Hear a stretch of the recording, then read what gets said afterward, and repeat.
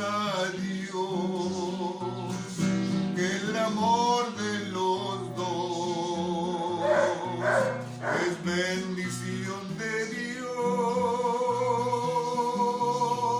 Mañana quiero verte de nuevo para encender el fuego de nuestro gran amor, para encender el